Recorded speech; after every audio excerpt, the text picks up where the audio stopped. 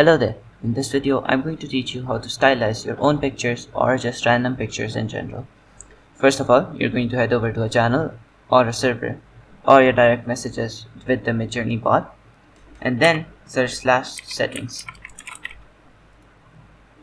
After typing /settings, what you're going to do is use the latest model option and change it to Niji model V5. After that, you're going to ignore this and just type /describe and paste your image or drag and drop your image that you want to use and hit enter. It's going to give you a few prompts that you can use to create your own image. Now all these prompts correlate to the buttons down here. You can either hit this button, which regenerates all the prompts, or you can just hit the imagine all button, so it generates all of these prompts. Or if you want to choose a specific one, just choose the button that it correlates with. For example, this one is number 3. Just hit 3 and it will generate the same one.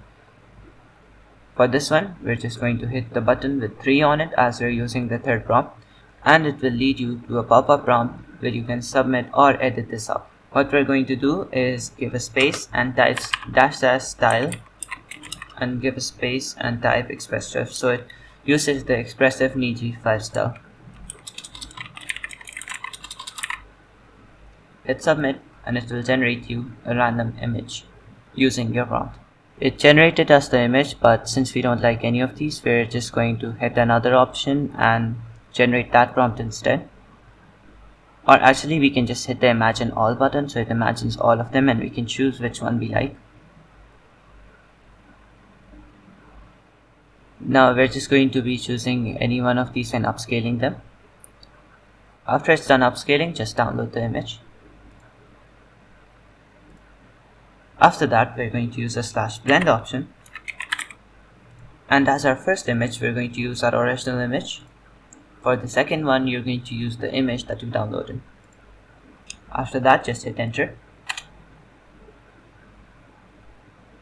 And here we have a stylized generation of our original image. You can of course try this with other images, but the steps stay the same. You can also edit the prompts that you use. For example, the prompts that we generated up here, or the prompts that the Midjourney bot generated, you can add your own stuff to it too. That sums up the video. Thank you for watching and goodbye.